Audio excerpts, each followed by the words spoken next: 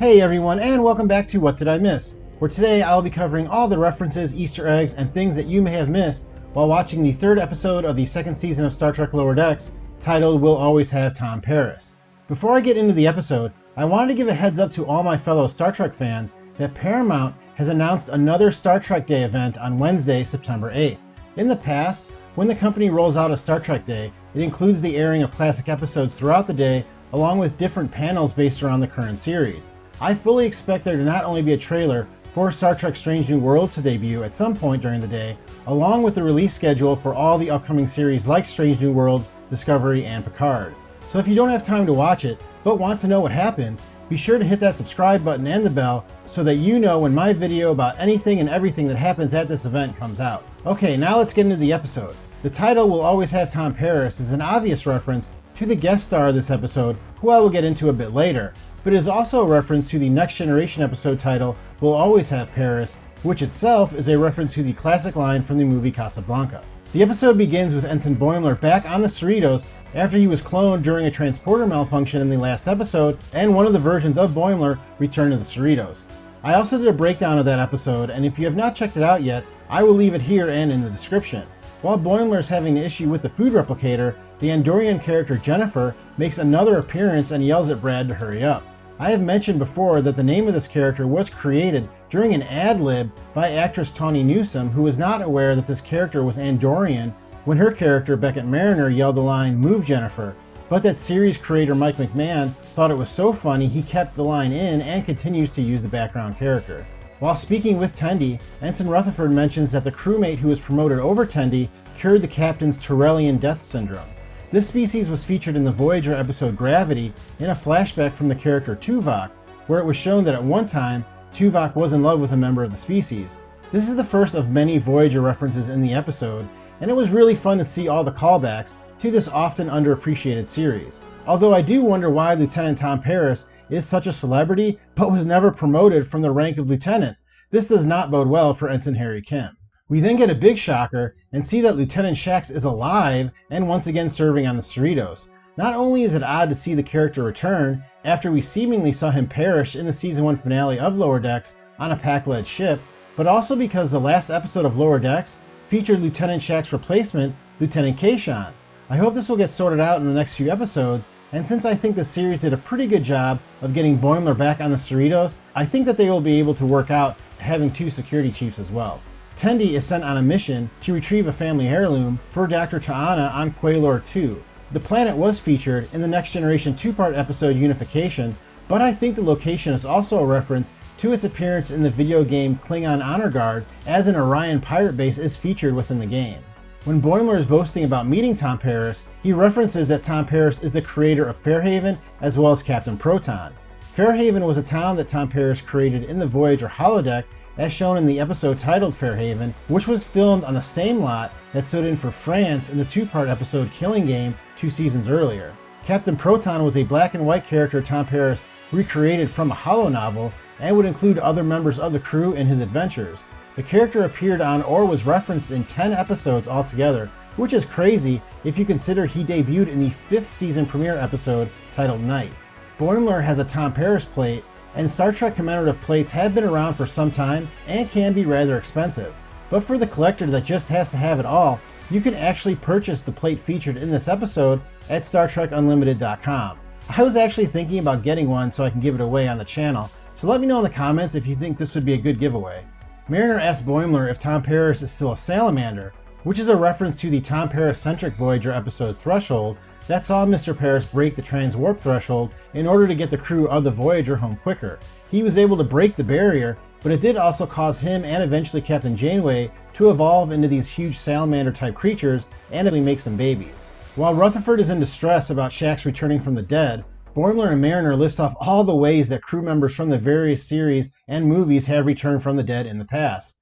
Boimler first states that could be a transporter buffer thing, which is probably a reference to the Next Generation episode Relics, in which the character Montgomery Scott from the original Enterprise was found to have stored his own pattern in a transporter in order to try and save his and another crewman's life. Mariner then quips that it could be a restored Katra, which is how Prime Spock was able to return to the living after he sacrificed his life, but first stored his Katra in the mind of Dr. McCoy in the movie The Wrath of Khan. She also states that it could be a mirror universe switcheroo, which is a reference to the Philippa Georgiou character on Star Trek Discovery, whose Prime character was killed off, but was then replaced by a version from the mirror universe. Mariner also states that it could be the Borg that rebuilt him, which is probably a reference to the Voyager episode Mortal Coil, in which Neelix was brought back to life by a transfusion of Borg nanoprobes from 7 of 9. Boimler says that he could be a future son from an alternate timeline, which I think is a reference to the character Sela, who is the daughter of Tasha Yar, but was also played by the same actress Denise Crosby, and besides the bad haircut looked very similar. She was created after her mother went back in time in the episode Yesterday's Enterprise, from a timeline that was erased after the events of the episode. Boimler also says that Shax could have gotten Genesis deviced, which is how Spock's body was restored in the search for Spock, or that he got time ribbon. Mariner then states that he could have gotten trapped in the Nexus, which was shown in the movie Generations, and the two then bicker over if the last two are the same thing. I'm glad that this was mentioned, because since it's stated that time and space have no meaning in the Nexus, a time ribbon would not seem to be a good way to classify the event, but I believe that I've heard it referenced as such before. In that movie, Captain Kirk was thought to have been lost, but in fact was alive in the Nexus until Captain Picard got there. After not being recognized by the ship's new security protocols, Boimler decides to fix the issue himself by entering the Jeffries tubes. The Jeffries tubes are the fascinating access tunnels that are interwoven within every large Starfleet vessel. They are named in honor of Matt Jeffries, who is the designer of the original Enterprise studio model. When Tendi and Mariner arrive on Quailor 2, we see a few establishments that are references to past characters. The first is the huge quark sign that is decorated with fake latinum, something the character from DS9 loved above everything else. It looks like he was finally able to franchise his bar, as we also saw a bar named Quarks on Free Cloud last season on the series Picard in the episode Stardust King Rag. There's also an ad for Vic Fontaine, who could presumably still be singing as he was a hologram featured many times on Deep Space Nine and played by James Darren. We also see an ad for the Zebulon sisters, who perform the Choo Choo Choo dance on the Cerritos during the first season episode Terminal Provocations. Tendi shows that she has a love for Klingon acid punk and asks why anyone would listen to Klingon that isn't punky or acidic. Worf was shown to be very fond of Klingon opera as well as his collection of it. In fact, in the Next Generation episode Unification, which takes place on this planet, Worf requests that a bartender play Klingon opera. After Tendi and Mariner break Dr. T'Ana's agent sex toy, Mariner reveals that she once served on Deep Space Nine before she served on the Quito. In the first season, it was alluded to that while Mariner may have the rank of ensign, that she has a very long career in Starfleet, as we saw her serve on the Quito in the episode Cupid's Errant Arrow, which took place sometime before she served on the Cerritos. Earlier in this episode, she states that she ran over Worf's Mek'leth once, a Klingon weapon I discussed in my last video, so this would mean that she served on Deep Space Nine at some point during the 3 years that Worf was stationed there. Mariner takes Tendi to Starbase Earhart, named after aviator Amelia Earhart. This starbase was also shown in the Next Generation episode Tapestry, and in that episode, a young old Jean-Luc Picard played the game Domjot against a group of Nausicaans similar to what Mariner does in this episode. In order to blend in at the Orion pirate base, Tendi disguises Mariner as an Orion. This may be another reference to the Unification episode in which both Picard and Data disguise themselves as Romulans. One of the types of people that Mariner states that she dates are bad Binars. The Binars were first introduced in the Next Generation episode 11001001 and were shown to be a genderless cybernetic species that altered their young so that they would be able to communicate telepathically and always be paired with another of their species. After Tendi meets up with her cousin, her personality changes and she states that it is an Orion thing. The Orion people were first introduced in the original series pilot episode The Cage, but the species was not really fleshed out until the series Enterprise, where in the episode Bound we learn that men are subservient to the females on the planet due to a pheromone that Orion women secrete. Tendi has stated in the past that she is not proud of this heritage and is trying to break the image of her people. However, we can see that by the 32nd century that Orion people are still striving for power, as the Orion Syndicate is one of the main villains of the 3rd season of Star Trek Discovery. Back on the Cerritos, Shax refers to Rutherford as Baby Bear.